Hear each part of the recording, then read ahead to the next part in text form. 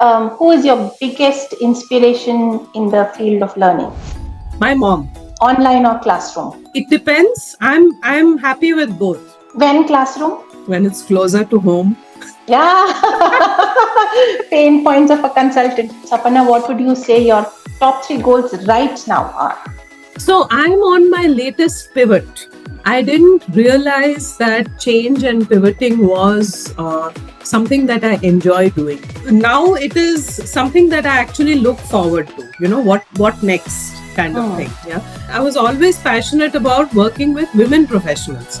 So I said I'll do something around that. But then after that, there have been a lot of ups and downs because I realized steady income is still important. This whole process has made me a lot more aware of myself. What are those things I want to do, and made me more accepting of challenges. Let's try this out. Wheel of Life exercise, I don't know, even today, I'm so thankful that I did it because it completely changed my life. Climbing up this mountain, and then after all that effort, you get to a point where you are able to see the other side. Yeah, and that feeling of, oh, I got it. One piece of advice for the L&D leaders present here. So one is not to lose the human connect. Second is to have a really good understanding of the business that your company is in. Aparna has this opportunity to run, own, create, build a learning company. What would this company do differently? Does she have budget constraint? No constraint. Budget, no constraint. Time, no constraint.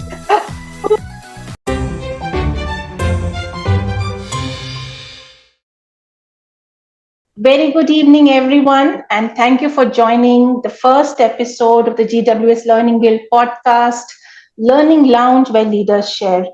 I'm super excited for the first episode to be airing today with a very special guest I'll introduce very shortly. The intent of these podcasts, I'm hoping to have it a series and continuing, is to get to know the learning leaders a little bit better, create a platform where they can share their points of view and we can learn from each other. That's going to be the intent. So let's embark this wonderful journey of conversations, trying to understand from our special guest, Aparna. Thank you for volunteering to be my first guest in the podcast.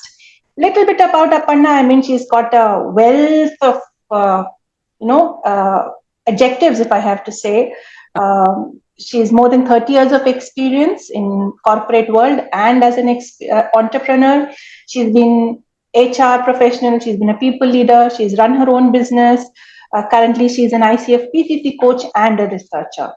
And if that was not all, her career spans Bharat Electronics, SKF Bearings, Encore Software, Strides, Acrolab, and 3M Limited, where she's held L&D positions, employee development. There is one more thing. Your connection with podcasts. I understand that you're hosting a podcast with your husband.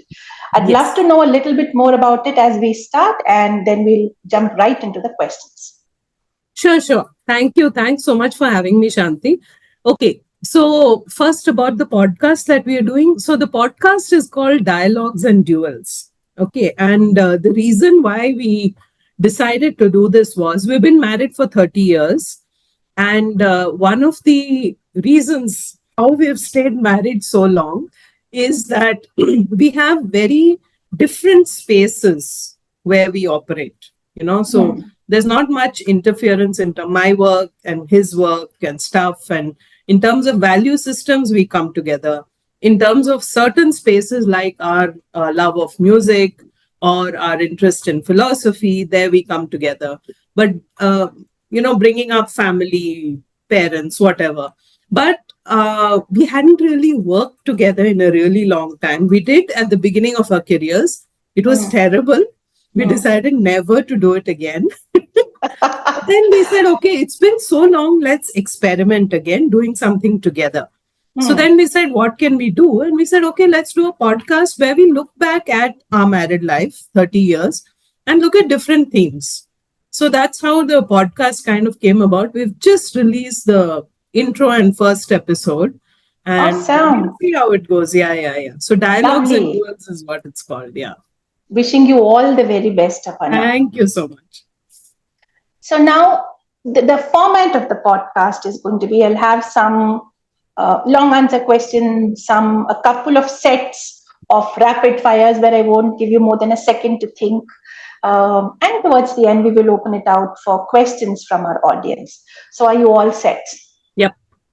Let's Bring start it with on. something, yeah, very informal. Tell us the backstory about your name. So Aparna is actually Parvati's name. Yeah, Hmm. it is the name that. So at one point, Parvati decided she loves Shiva and she wants to marry him. So she started a penance and she Hmm. started giving up things. Hmm. So at one point, she was eating only leaves and the bark of trees, and she gave up eating that also, you know. So then that was when she was called Aparne. So Aparne Parne Gauri is the this one Hmm. is the list of names, but Aparna is not even leaves, is what it Hmm. means, right? And when I first heard the story, I went and told my mom, "What is this? This girl who's like in love with a boy, and then he is, I mean, she keeps giving up stuff for him. What are you thinking?" Naming me after her. But then her point was that it's not about that, it's about perseverance. Hmm. She set a goal for herself, and whatever she needed to do to achieve that goal, she did. And ultimately she became Shiva's consort, and he couldn't live without her. Now it is Wow. always Shiva Parvati, right? Uh-huh. Ultimately. So she had so much power. And so that perseverance piece and going after something that you wish is what my mother had in mind. So actually, I like my name quite a bit. Yeah, and are you living up to your name? Sort of. I take all these deviations, and Hmm. rest stops along the way. But broadly, yes, I persevere towards a direction. Yeah. Not like Parvati would, not like that Aparna would, but like this Aparna does. It's like, Lovely. yeah, Lovely. it's like a light Saparna, version. light version. What inspires you? What inspires me? So, a couple of things. When those moments in life when Hmm. you're really trying very hard to learn something. Yeah, it may be a concept, it may be a skill, it may be you're seeing somebody else doing it and you can't do it, but then Hmm. you try and you struggle. And it might be a physical activity, it may be a mental thing, but it's like you're climbing up this mountain. And then after all that effort, you get to a point where you're able to see the other side. Yeah, and that feeling of, oh, I got it, right? When you are learning something, oh, Yeah. wow, that's what it means. That is really, really inspirational for me. It's Yeah. According really to me, you are 100% living your name. Yeah. so that is very inspiring, and seeing others doing this. Hmm. When I see people just achieving fabulous stuff, and it may be at a small scale also, but Hmm. they're at one level and then they just do something amazing, right? From wherever they are, I'm like, wow, okay, this is, just that human capability is something that charges me up. Yeah. Awesome. Awesome. Saparna, what would you say your top three goals right now are? So I'm on my latest pivot. Okay. Hmm. So I've realized that throughout my career, okay, every four years or so, I would Hmm. change things in my Hmm. life. I would change a role. I would change 4.5 years is Hmm. what it is. And I was bothered about this for a while, thinking, why is this, why am I not able to stick with it? But then I Hmm. realized this is what I need, yeah, to be happy, to make complete changes. So about 7 years ago, I decided I'm going to leave the corporate space and do something on my own. Hmm. So I did that. That was one pivot. But then I realized I needed a support system. So I was freelancing for quite a bit. Hmm. And then I'm on my left, another pivot right now where I'm saying, okay, I don't want to freelance anymore. I want to figure this out on my own. Oh, Okay. lovely. And for me, this whole marketing, personal brand business is very difficult. Yeah, it High goes five. against my grain. It goes against my grain, but then I'm saying, no, yeah, it's a skill. Come Hmm. on, we'll figure this out. Let's see how to do it. So that is something that I'm trying to do, specifically in the area of coaching. Yeah. Wow. So that's kind of where I am right now in my head. Yeah. Yeah. Yeah. So you're already sharing about your pivots from HR and L&D to being a freelancer, now to being an entrepreneur, along with coaching, podcast.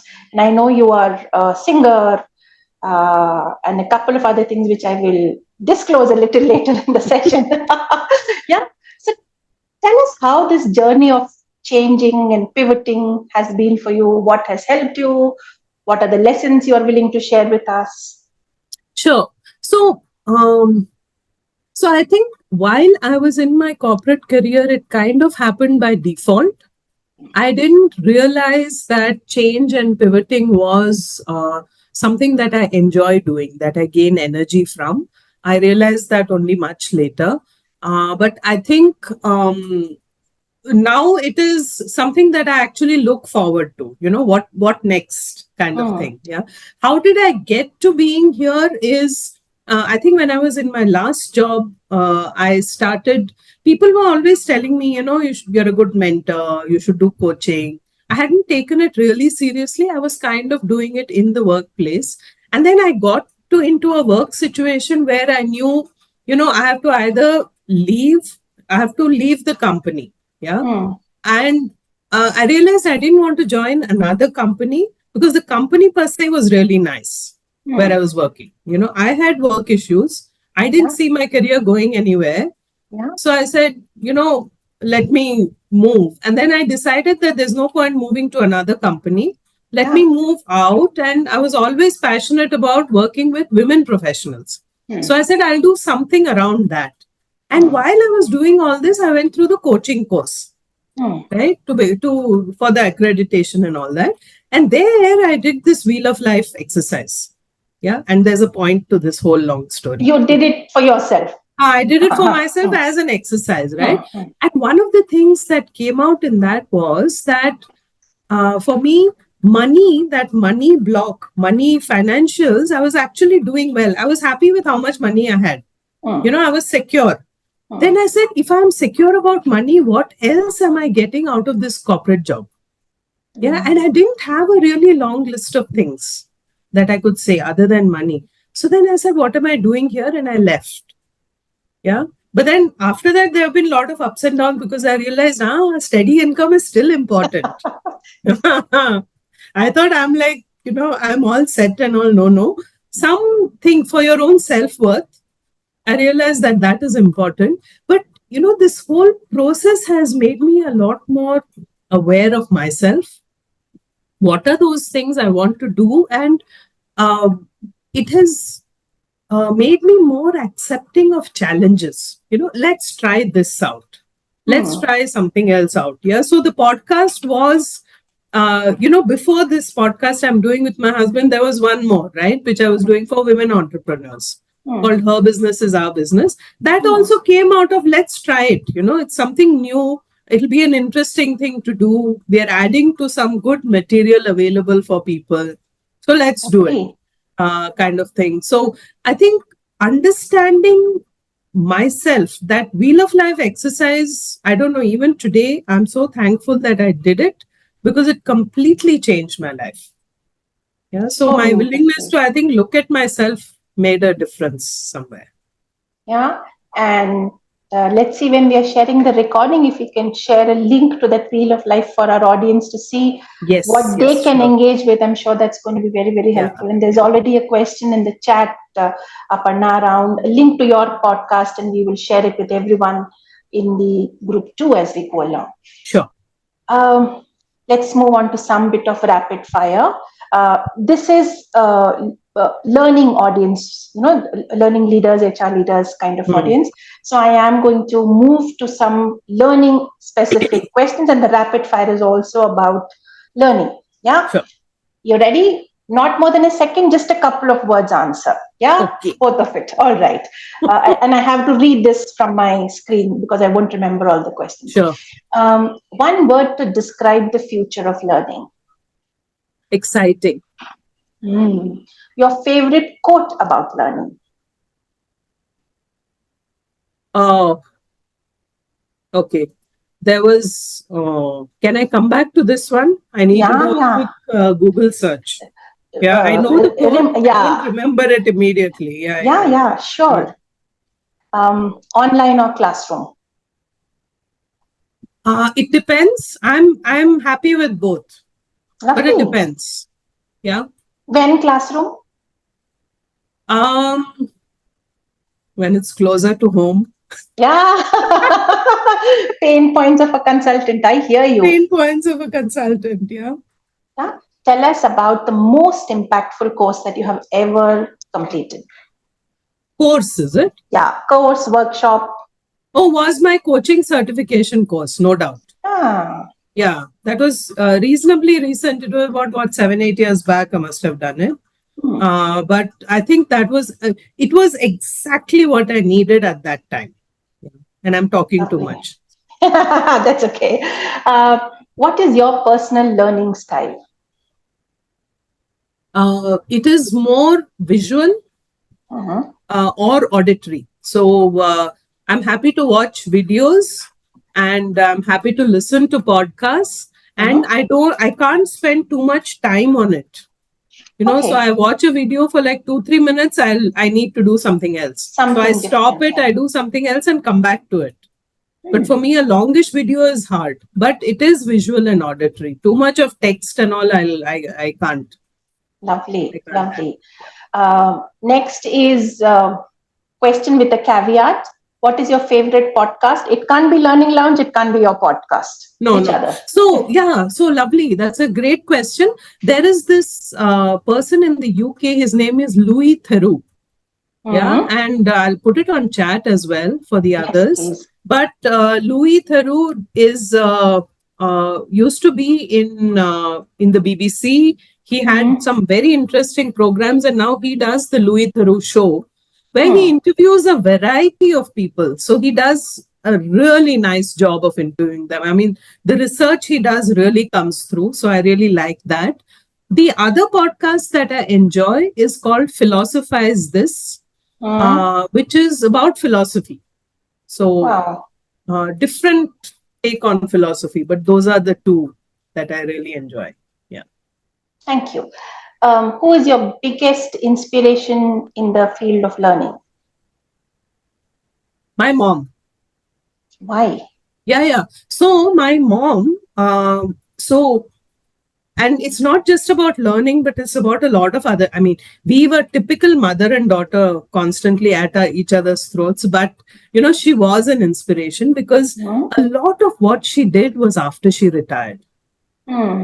Yeah. She went after she was working in All India Radio, which is a government company. After she left that, she started working in a private radio station.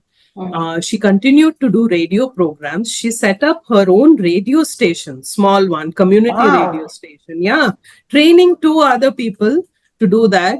She became very, conversant with going online and shopping online and Amazon Prime and something else. And she wrote books. So constantly Whoa. that thing of challenging herself, doing something new every time. I think she, for me, is the one whom I will look up to. How motivating. How Yeah, motivating. yeah. One learning myth that you wish would just disappear. That learning is automatic, that it will just Hmm. happen. Hmm. There are a lot of people who believe you go through the experience, you will learn, you will not learn. You Hmm. have to pull out the learning from the experience and make it conscious to Yeah. you, to yourself, making it really, your brain needs to understand, hey, I've learned something new. Hmm. That is a myth that needs to go away. Lovely. Can you recollect any learning game or activity that still stays with you apart from the Wheel of Life, of course. Oh, yeah, yeah. So there was this program that I ran when I was in 3M, Mm-hmm. and we did something called the beer game Mm-hmm. in that activity. It's actually a supply chain game about a beer manufacturing company. And it's this whole setup you do with a large table, and there are these coins which represent the amount of beer that you're manufacturing. And there are Mm-hmm. different functions. So there's manufacturing, and then there's supply chain, and then sales and warehouse, etc., etc. And then as people are playing the game, as a facilitator, I throw them challenges, saying the Mm-hmm. customer has returned so much, or now it's going to be winter. And you find that different functions take different decisions based on Uh-huh. the clue I'm giving. And invariably, they don't realize the impact their decision is going to have on the rest of the organization, right? So Wow. suddenly, yeah, so suddenly, the sales folks decide that, oh, summer is coming, we need to order more. I need to Yeah. place a higher order on the warehouse. So they order more, manufacturing, manufactures more, and there's like a whole lot of chips sitting with warehouse. Mm-hmm. And then summer is over, but they're still sitting with those chips, and they don't know what to do with them, right? And the teams are not allowed to talk to each other until the end of the game. So, it Truly visually immersive, experiential, huh? very immersive. Yeah. It takes Wow. time though. It takes about 2 hours to really properly do this. And we go through 52 weeks. So 52 times they take decisions, but those 2 hours are so worth it because Wow. you learn. So, I mean, you can visually see the impact of your decisions on others, right? Lovely, lovely. Thank you for being so open, Aparna, through our rapid fire. We have another set towards the end, a little bit more fun one. But for now, what would you consider as your highs and lows, specifically in your learning and development career span? And how did you navigate them? Okay. So let me talk about the highs first. I think especially in learning and development, I got really good at design of programs. I was lucky to be in companies where I could design and deliver programs myself. That Hmm. was part of the expectation of our team. So Hmm. it was not so much about bringing in external consultants, evaluating them, but it was about, we did that also when required. But the mandate when I was there was, you need to do it yourself. We are Hmm. paying you, learn how to do it and run the programs. And I found I really enjoyed the design part of it, the delivery, and also the branding. I became very good at branding it, right, getting a buy-in from business, for all this, Yeah. and kind of positioning it like, we are doing it along with business, here's this program, creating that excitement. So Hmm. all those three elements, I think, were highs for me. I really became good at doing those. Wonderful. Must learn Yeah. skills for all L&D Yeah, folks. definitely, Absolutely. definitely. Yeah.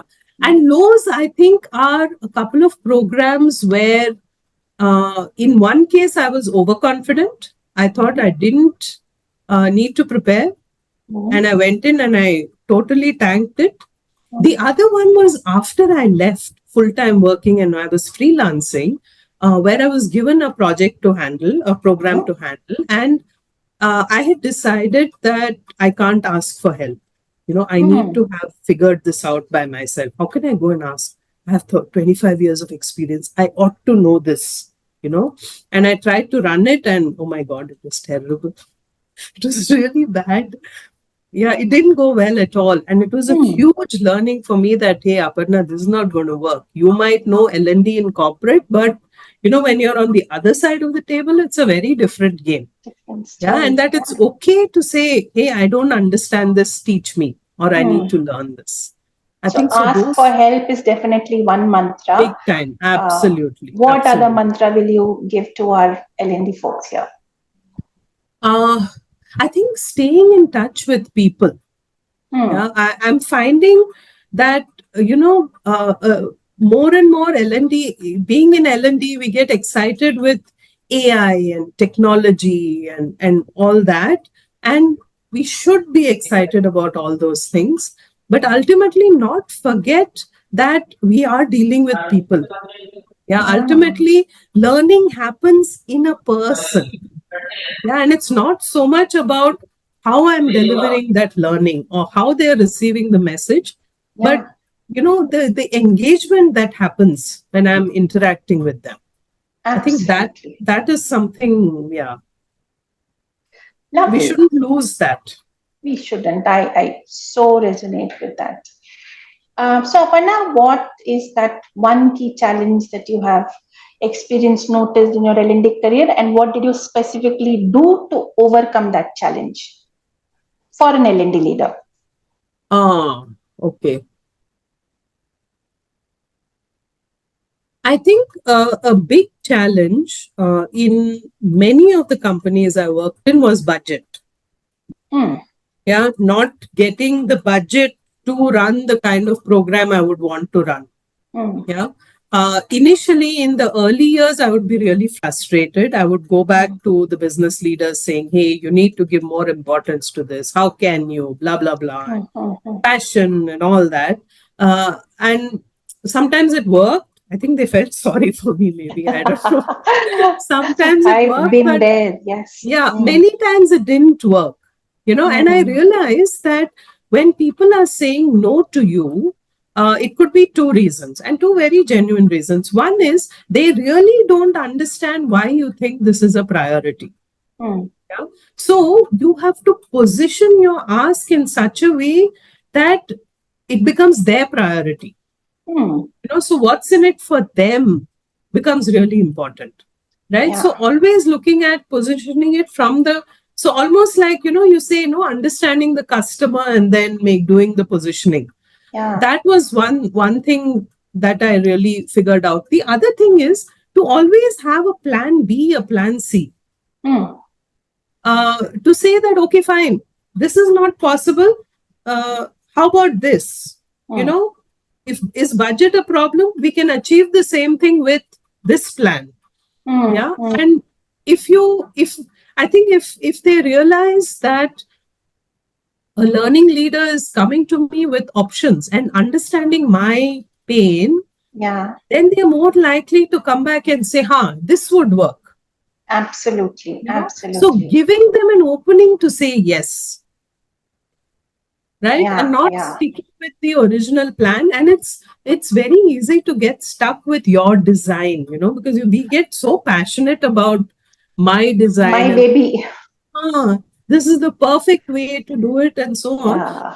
Genuinely may not be possible for business to say yes. So being flexible enough to say and to plan for it ahead, because you know whom you're going to engage with, you know Yeah. what you're Yeah. likely to say yes or no to, right? Yeah. So keep that in mind and position your ask accordingly.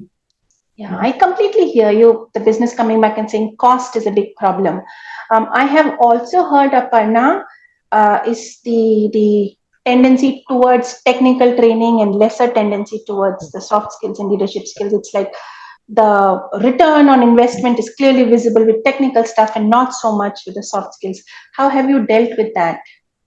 No, I think there again, going back to data, Hmm. right? Because, for example, looking at for soft skills, looking at attrition, and asking people, why do you think attrition is high?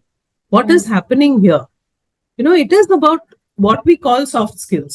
Yeah. And I Yeah. try not to use that phrase soft skills, Hmm. say people leadership, people management, Hmm. communicate, whatever, Yeah. use some Yeah. other phrase, because the whole idea is then that you have hard skills which are required and you have Yeah. soft skills which are like, even if it's there, it's okay.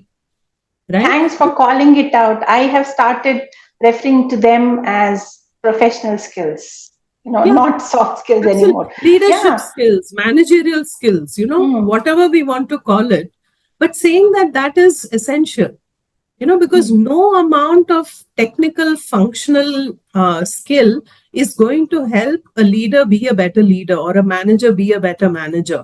And that Yeah. is essential. Although I'm seeing it's getting better now, It is. It but is.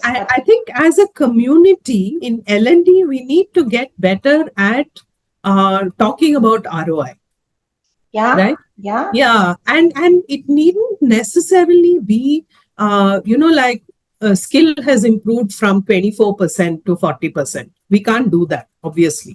We can show absolutely. things like retention rates Mm. or employee satisfaction survey rate improvements, but those are longer term, and people don't have patience for long term.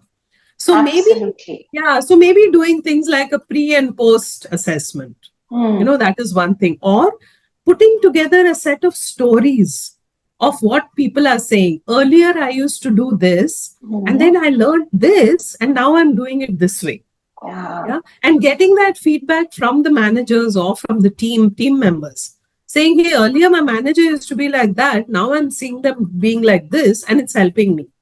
yeah. Yeah. Observed transformation stories are very, very Absolutely. powerful. Those are And very powerful. And I think that is real ROI. yeah, yeah. Yeah, people, this was not planted. I know Aparna mentioned ROI. We do have an exclusive for GWS Learning Guild, a session on measuring ROI on 14th of June. I will share along with, yeah, this wasn't Oh, planned. then I will attend that session. Yes, Yeah, definitely. Yeah, let's yeah. see. And again, it's going to be an open session with lots of discussion. It's not so much of a gyan. We all know Kirkpatrick, level 1, 2, 3, 4. It's not so much about gyan, but it's about what's working, what's not working, what Mhm. challenges we face, and what can we do to overcome them. That's Lovely. going to be the focus. Yeah, yeah. One more challenge of late that I am observing being a consultant now, I think, is do storytelling in 2 hours. Storytelling for Oh, leaders in 2 hours. Yeah. Or influencing skills, negotiation skills in 1 hour. How are you catering to that lack of time to learn issue from the business? so something, a very experienced facilitator I watched facilitating, and she was very chilled out even when participants weren't learning. Yeah, and at that Hmm. time I was very new to this whole thing. I would be very anxious that people should learn, Yeah, and yeah. at the end of the session they need to learn. Hmm. And I asked her, how is it that, what is this? And she said, look, my job is to lay it out there. Hmm. These are adults, right? Yeah. And I put it to them in a way that is acceptable to them. If Hmm. they ask questions, I answer those questions. If they have doubts, I will clarify the doubts. I will give real life examples. I will do whatever I need to use multiple means of training to get a point across, but I will not force them to learn. Yeah. So And I'm beautiful. and I'm okay if at the end of it there are a set of people who have learned it. There is a set of people who haven't yet learned it. And that Hmm. is normal. That is Yeah. okay. Yeah. Yeah. I And think as and I L&D thought leaders, that we was, strive to not let that happen. Everybody should walk out, yeah, yeah, amazingly transformed. yeah. Yeah. But that thing of everybody should learn is like force feeding your small child. If you watch a Yeah. mother or a father force feeding their child, how do you feel? You must eat, you must eat. And the child is Yeah. miserable. It's a bit like that, doing it with, in training. There's only so much that a person can take. Maybe that's enough, Hmm. right? Maybe that one concept is enough to change that person, or maybe it's not. But it's up to them, right? Absolutely. You have absolutely no control over what people will do with the knowledge that you're passing on. Zero. Yeah. Totally agree. Totally agree. Yeah. So coming back to your question, if someone asks for something in 2 hours, 1.5 hours, I will explain to them that look, it's not ideal.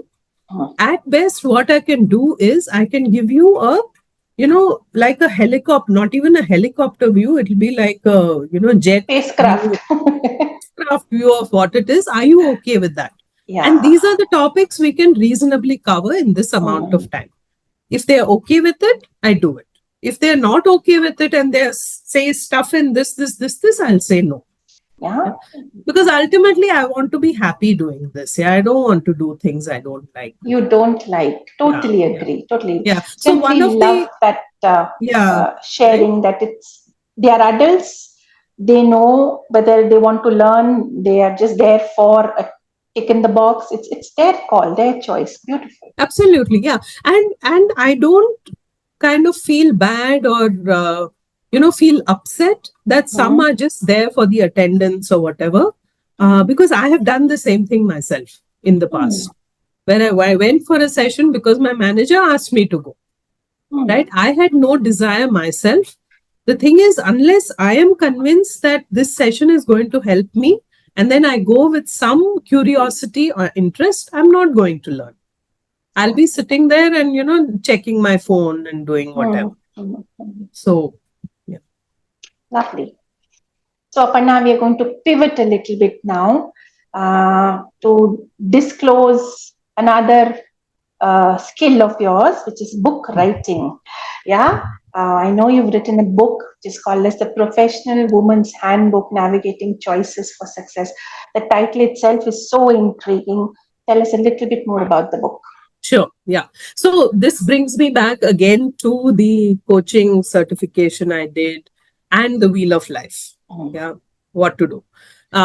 So I I would see, like, my mom would write, okay, and my husband writes, and I wanted to write, and I tried. I started. It was terrible. mm, I couldn't mm, come up with stuff. One day, suddenly, this idea came to me that there's this whole bunch of people who can't access coaching, mm. right? For whatever reason, either they don't know about it or it's too expensive, whatever reason, they can't access it. Yeah. Why not do something for them? Right. Mm, And for me personally, the Wheel of Life had made so much of a difference that I said, why don't I take that and make it like into a workbook? Right? Where an individual can sit and go through the book, and it has a bunch of coaching questions. So you read those questions, you try and answer it, and through that journey in the book, you're able to get to know more about yourself, more about your own priorities. Where am I in life? Where do I want to go? So that was the book that I wrote. And as I mm, was writing, and this is of course applicable to anyone, mm, but as I was writing it, I met a friend of mine who's into branding. And mm, she said, look, if you make a general book for the whole world, nobody is going to read it. You need to mm. have a specific audience. And for me, a professional woman that is the space that I'm working in. That's the Okay. broad umbrella where I do all my work. So I Mhm. said, fine, let's call it the Professional Woman's Handbook then. Although even a guy who reads it is going to find a lot of value, is going to That would find have it. been my next question. Why is a wheel of life only specific to women? Thanks for It is answering not. that It is upfront. absolutely not. Yeah. It was only so that somebody will buy the book and read it.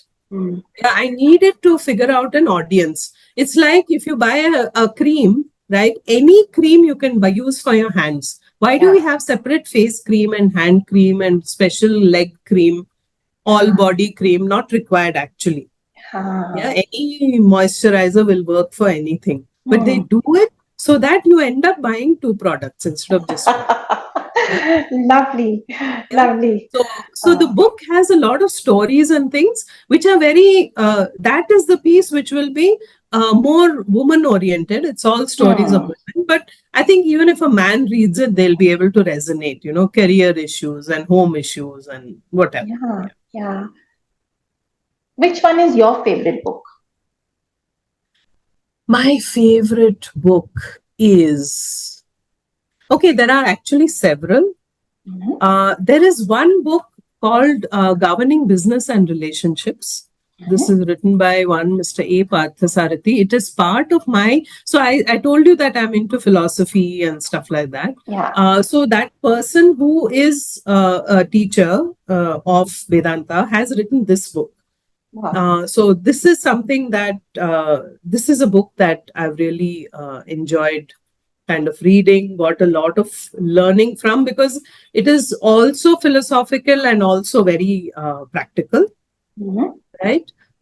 The other books, um, just give me a moment. I had made notes on this particular question so that, yes. The other book that I really enjoyed learning and is a very old book called The Goal. Hmm. Yeah, this is by Eliyahu Goldratt. Mhm. And this is actually about supply chain and bottlenecks and very kind of boring stuff. But the book is written like a mystery novel. You almost get excited for this manager who's trying to figure out his manufacturing issues, because it's been written really like a murder mystery almost. Oh. Yeah, written beautifully, and the concepts are also very nice. So a lot about supply chain, change management, change leadership comes through in this book. uh, Becoming by Michelle Obama, Mhm. that is one book I really like. And then there is a book by Leela Seth, Mhm. who was the first woman to become the Chief Justice Mhm. of the Supreme Court in India. She has written her autobiography called On Balance. Yeah, Wonderful. where she talks about her own life and how she managed work and home and different things. So I think all these are books that I kind of treasure. Yeah, totally understand. Unfair to ask an L&D leader one favorite book. Well, I know, right? Very hard. Very, very hard. Yeah. Lovely. What would you say as one must-have skill for everyone in the workforce? Hmm. Must have skill. Mm. I think it would be being able to deal with uncertainty. Mm. Yeah. And handle it when things don't go your way. Because all of us, everyone in the workforce will come in with a plan. Yeah. This is what I want to do today, or Mm. this week, or this month, this year. Invariably, something happens that is Mm. completely out of your control. I think having the uh, ability to manage that with some level of balance and maturity, I think that is one essential skill that we need to have. So relevant for the times today. So Yeah, relevant. because I mean, we there's so much we have no control over. you know Yeah. and a lot of our issues of anxiety and how we deal with people, being aggressive, being passive, all those things come out of this, that Yeah. my plan hasn't got fulfilled the way I planned it. So I've become anxious, or I get upset, or get into my shell, or I get aggressive with the team, whatever. Hmm. So going in there saying, there's every chance this plan won't work, but let me still do it that way. Lovely. Lovely. Ready for another short round of rapid fire? Mhm. Huh? Morning person, night owl. Oh, morning. Okay. Totally morning person. Your favorite productivity tool? Is my to-do list. It's not a productivity tool that way. You will find slips of paper with to-dos all over the house, but it's Uh-huh. something that just keeps. So I have two actually. One is the to-do list. Second is my calendar, my Mhm. Gmail calendar. I Yeah. calendar everything. Everything Lovely. there, yeah, yeah, yeah, so that I don't forget. If it's not calendared, it won't happen. Yeah. Not just for learning leaders, I think every leader faces that learning plateau. My teams are not learning more. I haven't learned anything in the last year. What is your strategy to overcome the learning plateau? Do something fun. Mm. Do something fun which you've never done before. I think it gets those parts of your brain activated, Mhm. that will then help you pick up something and learn again. Right? Because if I tell myself, oh, I should have learned this particular concept in this, and then it becomes almost like a chore or an effort, that becomes really hard. So just to rewire your brain, do something different, something Yeah. completely outside of what you would do otherwise. That is one. The second is, if you find it really hard, have a learning buddy, someone Hmm. who is fun, who knows that and can teach you. Wow. Somebody you get along with. So then just go out for chai and ask them, okay, tell me, what is this all about? And then they tell you, right? So beautiful. I learned so much through conversations, and it is so much easier. I don't have Oh, to do research, absolutely. take notes. In a conversation, a lot of it continues to sit in my head. Yeah, Exactly. only Yeah. reading and conversing is what stays. Rest of it, I don't know where it It vanishes. goes off. Yeah, yeah, yeah, yeah. And doing it yourself is a very lonely process also. Mm. I'll do an online course, I'll do something else. It's unless it's for certification and all that, you have to do it, that's fine. Mm. Otherwise, I would say go talk to someone who knows, yeah, somebody. You get to know a new person also then. Yeah, lovely. How does Aparna unwind? And Aparna binge watches stuff to What do you unwind. binge watch on?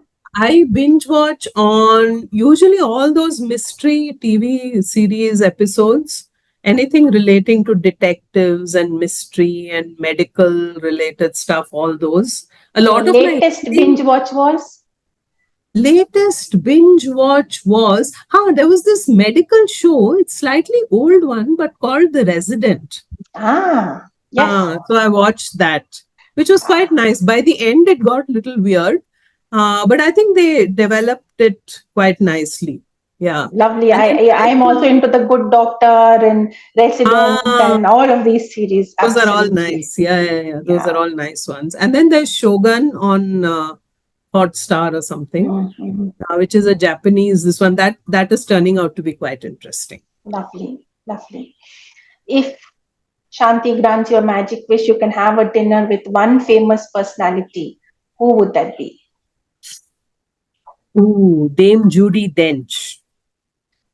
Tell me Judi more. Dench, actress. So Judi Dench is, I mean, she was given whatever the recognition by the royals and is called a dame. But she's done some fabulous movies and Hmm. fantastic plays through her career. She was acting in theatre for quite some time. And then she got into movies. She's the one who acted as the female M in Skyfall.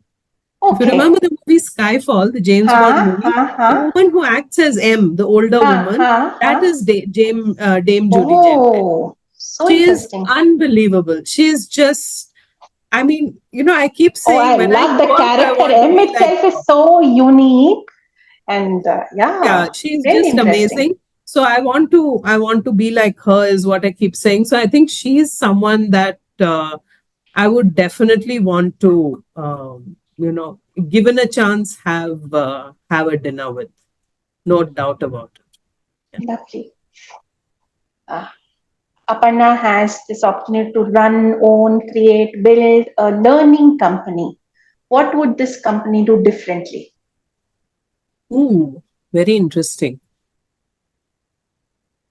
Does she have? She has. Does she have budget constraint? No constraint, budget, no constraint, time, no constraint. God. So I don't know. No, I think uh, so. That company would be a boutique company Huh? with very specific skill set.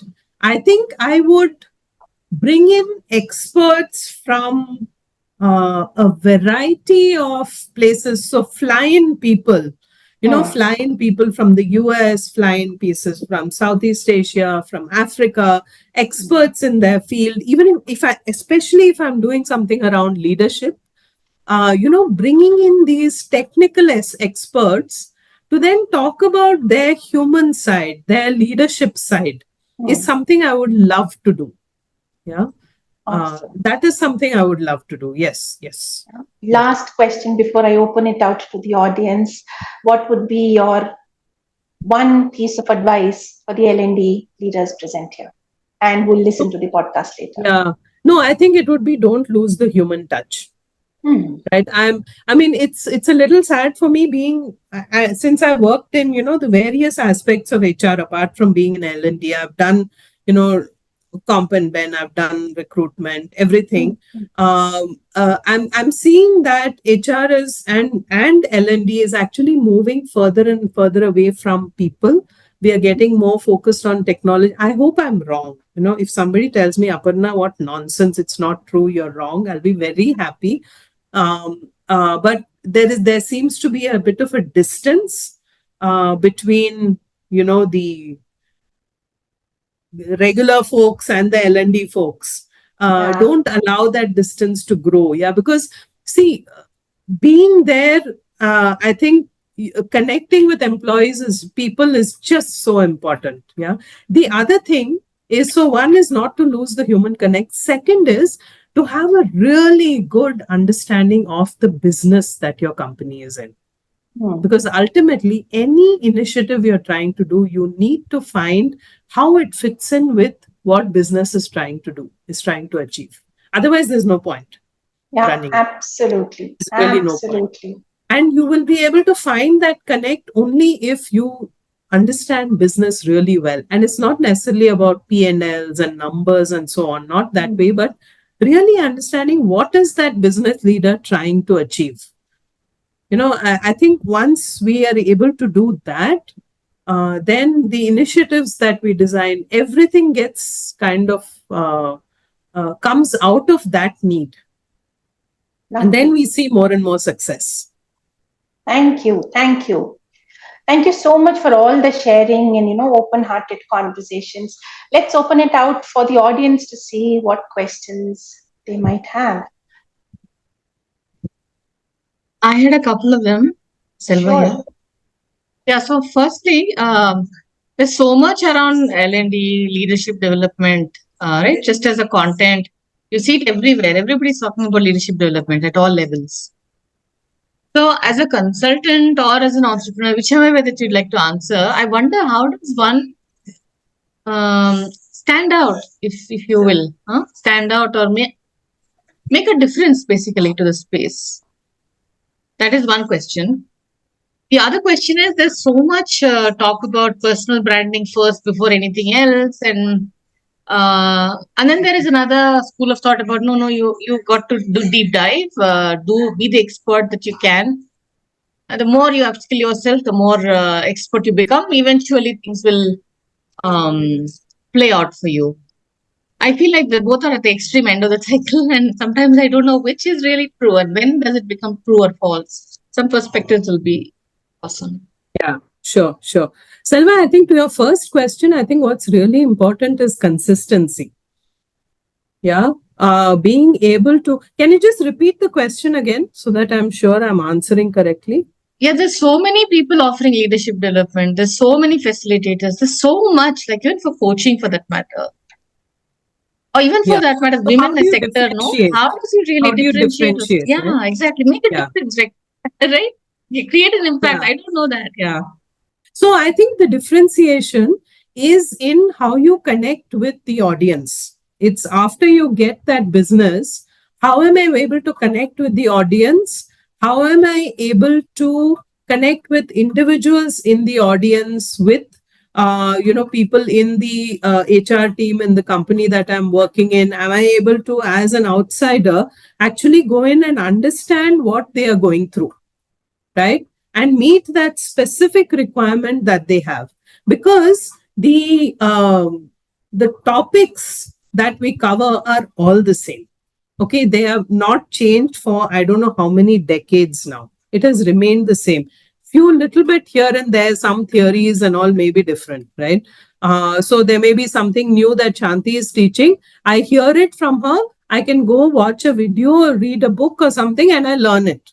Yeah. But the way Shanti actually handles a session will be completely different from how I do it.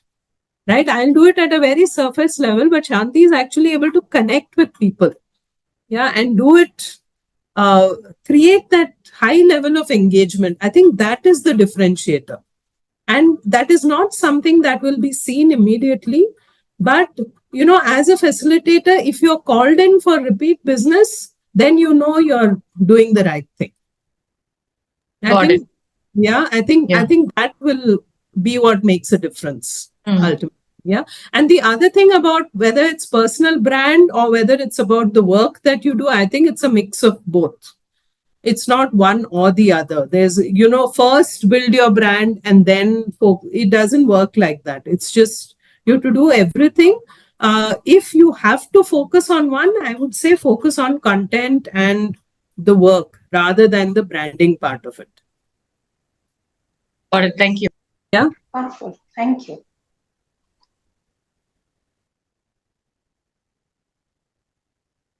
Any other questions for Aparna?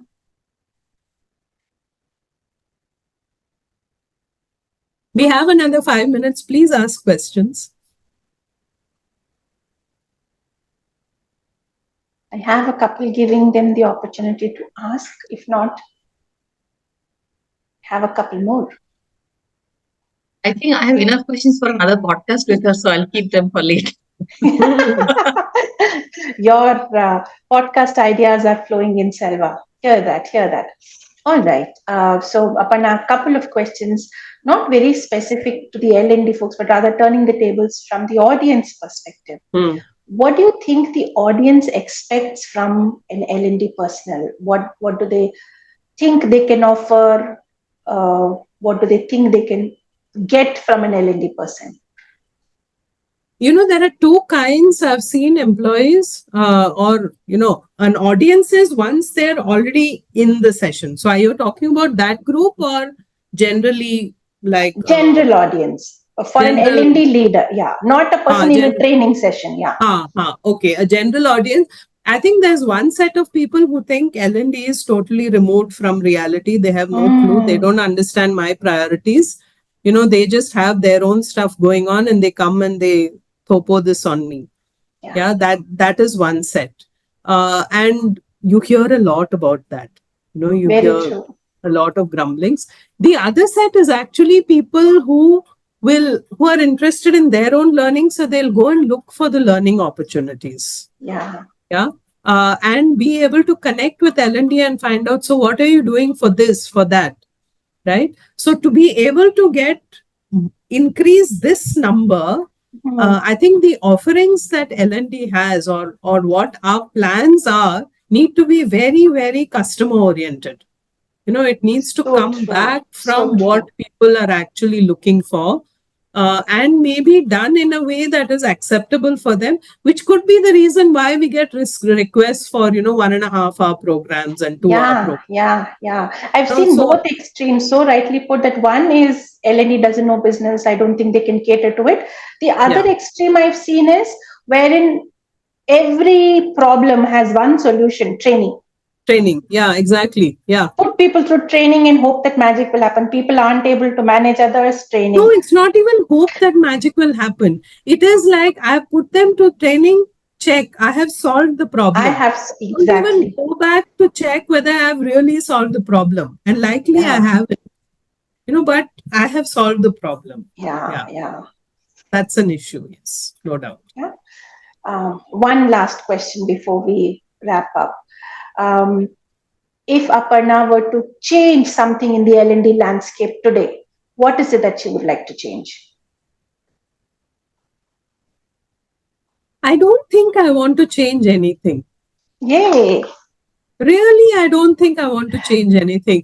Because the way we have come to where we are is pure human nature. This is how we are. And there's so much of good, exciting stuff going on. There are so many possibilities. There's so much that can actually happen. Of course, there are problems.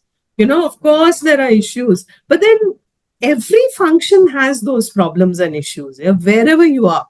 Absolutely. You have one priority, you'll be faced with someone who comes with some other priority. And then there'll be a clash. And then you have to figure things out. That is there wherever you go. Absolutely. And in any profession, corporate, not corporate, whatever it may be. So actually, I wouldn't change anything, Shanti. I would leave it as it is, and and I'm just happy with the kind of things that are happening. I wouldn't want to change anything. Lovely. So happy to hear that response, Aparna. And a huge thank you, heartfelt thank you for being present here, for risking the whole experience with me for the first time. I am learning. I'm hoping to receive some feedback from the audience, what worked for them, what didn't. I would love and to hear let's see. And I look forward to making this live. And I don't know, I'm still researching what all platforms I can put it in. Maybe I'll reach out to both you and Selva. You guys are champions at running the podcasts. So I'll probably get to the two of you to figure out where can I put this out. Thank you so much for having me, Shanti. I really appreciate it. Thank you. Thank you. And thanks everyone for being here today. Thanks everyone. Take care. Bye-bye. Bye. Bye.